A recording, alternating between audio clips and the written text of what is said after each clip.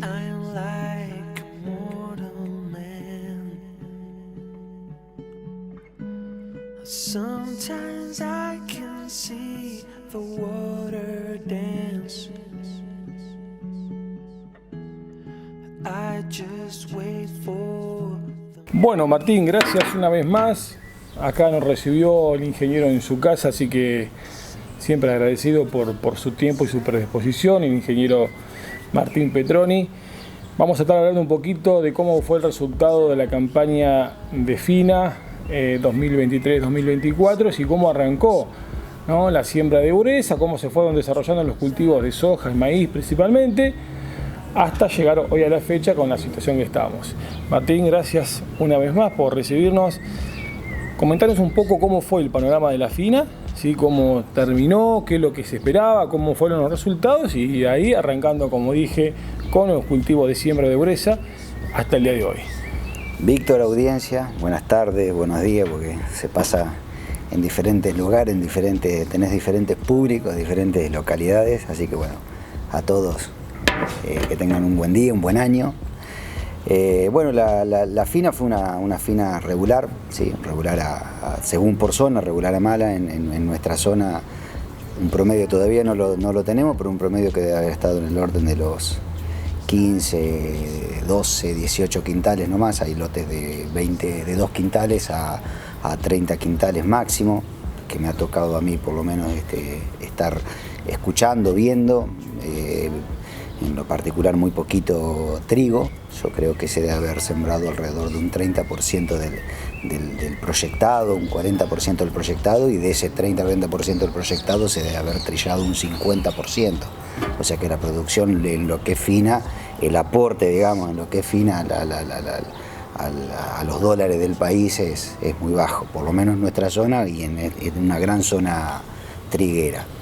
La seca se prolongó, sí, la línea se prolongó, esa línea que hablaban que se cortaba en invierno no se cortó y se prolongó hasta mediados de octubre, que empezaron la lluvia. Entonces ahí recién comenzaron a proyectarse las siembras, o sea que también se atrasó la siembra. Los que pudieron sembrar maíz en época, algunos lotes puntuales que tuvieron algunas lluvias, que pudieron comenzar y que tenían perfil como para hacerlo, pudieron sembrar en época, y si no, el 80-90% de los casos arrancaron a partir de mediados de octubre en adelante a sembrar su gruesa, ¿sí?, tanto sea maíz, girasol y luego soja.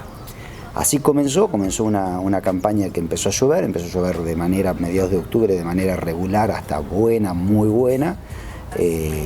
Y los lotes empezaron a ir sacando en ese escalón que te digo yo, terminándose de sembrar la soja de primera en época, por ejemplo. O sea, se metió mucha garra, se veían muchos equipos y mucha garra sembrando, con alta tecnología, con variable, con barbechos muy buenos a la siembra, condiciones ideales de incorporación de los preemergentes. O sea que venía muy linda cómo venía plasmada, ¿no?, la gruesa.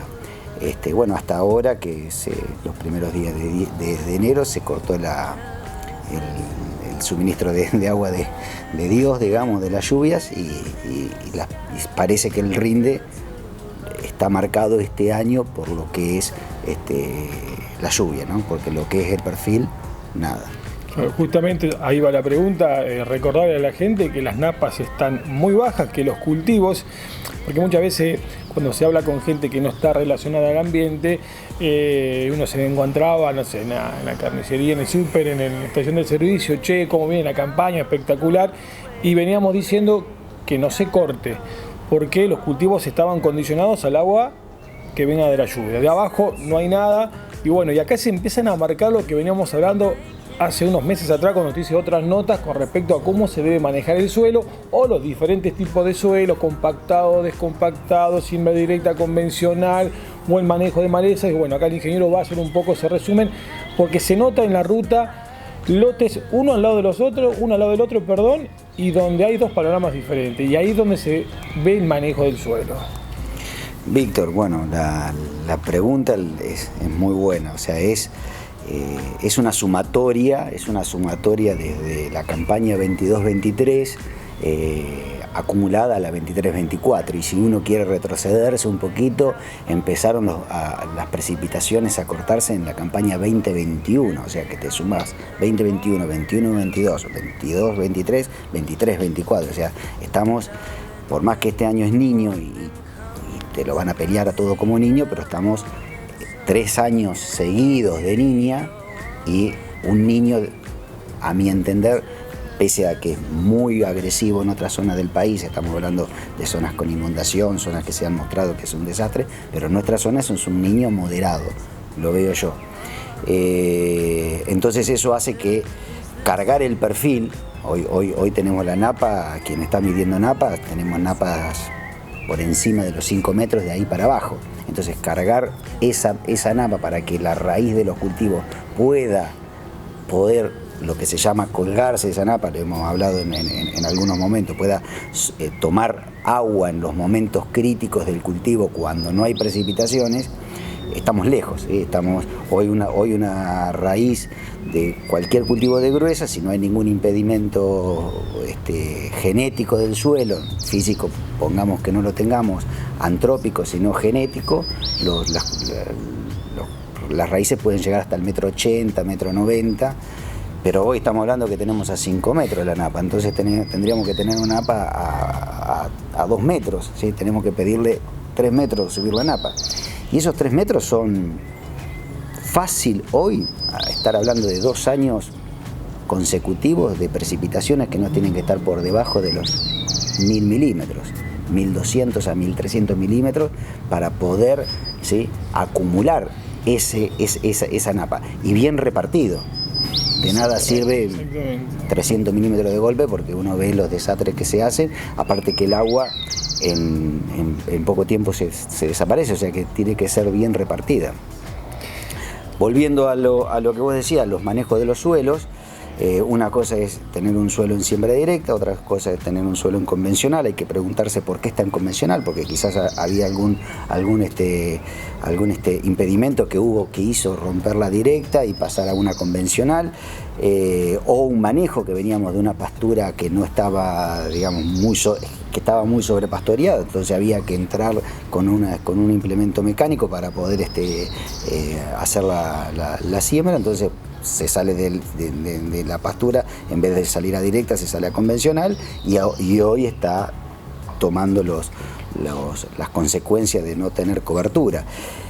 Después tenemos suelos clase 1, clase 2, que prácticamente esos no tienen limitantes y que son suelos profundos y con una estructura granular ideal para el crecimiento de las raíces. Esos lotes uno los ve que están bien, ¿sí? Hoy todavía no están acusando pérdidas importantes, y ya después pasamos a los clase 3, clase 4, que es donde uno empieza a tener presencia de arcilla, y ahí es donde ve la profundidad de esa presencia de arcilla. Una cosa es tener la profundidad a los 30 centímetros y otra cosa es tener la profundidad a los 60. Entonces empieza a ver ese moteado, ¿sí?, ese mosaico, ese manchoneo que se ven en los lotes en siembra directa, ¿sí?, con esas sojas que están acusando severamente la falta de agua, y los maíces que literalmente sembrados en esos lotes, hoy uno los ve prácticamente prendido fuego, ¿sí?, que en una semana estamos planificando empezar a hacer silo de acá a 15 días, y salieron los ensiladores desesperados a picar porque los lotes empezaron a secar de una manera abrupta. Estamos hablando de 24, 48, 72 horas, los lotes van cambiando de manera negativa. Entonces ahí uno hace una sumatoria, ¿sí? Hace una sumatoria de cosas, hace una sumatoria de haber elegido lotes ganaderos para hacer agricultura, no de este año, sino de hace 20 años, que lotes que son ganaderos, uno los pasó a agricultura. Entonces, claro, cuando uno tiene una sumatoria de años que no tienen regímenes hídricos normales, esos lotes ganaderos empiezan a expresarse en lo que es agricultura como ganadería. Entonces uno se la está agarrando con una ola de calor, con la primera ola de calor que tenemos, que hay que decirle a la audiencia que el año pasado tuvimos 9 a 10 olas de calor, con una helada en el medio, con una seguidilla de prácticamente 120 días de temperaturas que iban desde los 30 grados a los 41, 42 grados, y esta es la primera ola de calor. O sea, la primavera se hizo, apareció tarde, la primavera apareció en noviembre y se extendió prácticamente hasta fines de diciembre, y el verano está apareciendo recién ahora. O sea que hay que agradecer al de arriba que nos está dando la primera ola de calor, porque si esta primera ola de calor lo hubiésemos tenido hace 30, 40 días atrás, con una segunda ola de calor ahora, la situación sería totalmente diferente. Lo que hay que tener bien claro es que son procesos que se van acumulando, que son sumatorias, y que quizás uno está pudiendo decir que son campañas que cada vez son más regulares a malas que las anteriores, pero porque no podemos recuperar el estado hídrico del perfil. Ingeniero, situación que parecía que veníamos de 10 puntos. Nadie se imaginaba que podíamos estar transitando por este momento esta situación de lotes ya complicados, anticipando el picado, lotes donde se ve el manchoneo, para decir, de sojas totalmente estresadas, de maíz totalmente estresados. Y ahora el tema también está en que hay que contarle a la gente que, como dijo hoy el ingeniero, ya venimos de 3 campañas de regulares a mala. La última fue un desastre. Lo dijo el ingeniero, de trigo prácticamente no superaron el promedio de los 1.200, 1.500 kilos por hectárea. La obreza fue muy mala también, y eso hace que el productor esté endeudado. Esta campaña se necesitaba que fuera excelente o muy buena para empezar a pagar deudas de hace 2 años atrás. ¿Qué pasa, ingeniero, si no tenemos recarga de agua, no solamente con los cultivos de ahora, sino para pensar ya en la fina de este año, ¿no? Sí, la verdad que la situación para analizarlo daría para horas de estar hablando, porque estamos hablando de que hay pequeños productores, medianos productores, grandes productores y pools de siembra. Entonces, en todo ese abanico, y a su vez sobre un 70% en la zona nuestra donde estamos viviendo, arrendado. Entonces, con todo ese heterogeneidad de productores de soja, también está la heterogeneidad de las deudas o de las ganancias que han tenido los pocos que gracias a Dios por ahí al poder sembrar en superficies o en otras zonas, lo que pierden en una zona lo pueden recuperar en la otra. Entonces, pero bueno, no es la media del productor zonal. Exacto. Tanto sea medio, grande o chico. Eso por un lado. Por otro lado, hoy esta ausencia de napa y esta ola de calor, que ya en 10 días se secó el perfil, ¿sí? Lo poquito que estaba se secó, y eso que estamos hablando llevamos más de 300 milímetros desde que arrancó a llover. Sí, hay que agradecer eso, ¿no? Está ocasionando muchos abortos de vainas, abortos de flores, en el caso de la soja, y en lo que es el maíz, granos que no van a cuajar por falta de agua. Ese periodo crítico, ¿sí? Si uno lo traslada, si llueve y se recupera, va a ser una campaña regular. ¿Sí? No podemos decir que va a rendir, pero regular, seguramente regular. Entonces, si uno tiene que recuperar el perfil económico, se le va a complicar. Ahora, mirando para adelante, ¿sí? Decís, bueno, hay que encarar una fina, con deudas, que pensaba que yo la iba a recuperar en la fina esta, que la perdí. Entonces tenía deuda el año pasado, me endeudé con la fina pensando que con la fina lo recupero, pero perdí. Entonces arranco con 2 finas para atrás más una gruesa del año pasado, y ahora tengo que enfrentar esto que por ahí salgo hecho, en el mejor de los casos. ¿Cuánto tiene que llover? Y hoy tendríamos que estar hablando de por lo menos de acá a mayo de unos 400 milímetros. Si alguien cree que puede llover de acá a mayo 400 milímetros como para poder llenar un perfil, y la napa va a seguir siendo siempre a 4 o 5 metros, ¿sí? Pero 2 metros de perfil necesitan por lo menos de 300 a 400 milímetros. Entonces, con esa mirada decís, che, arranco una fina, y mi consejo es, che, 2 años te fue mal.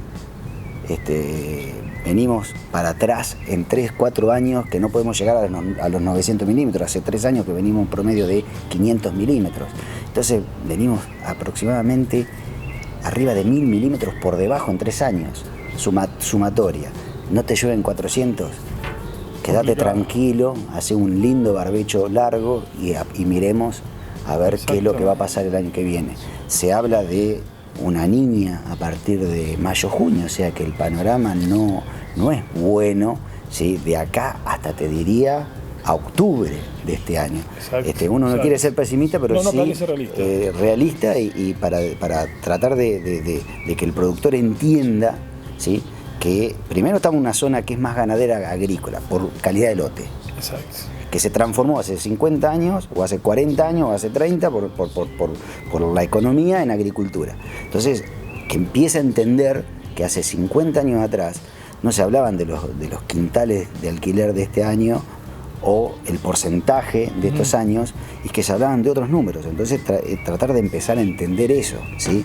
Con un nivel de confort que está perfecto, pero con un nivel de confort diferente. Entonces, nada, es para preguntarse muchas cosas, cómo voy a encarar mi economía familiar, empresarial, y bueno, y el país, yo creo que también va a ser consecuencia de esto.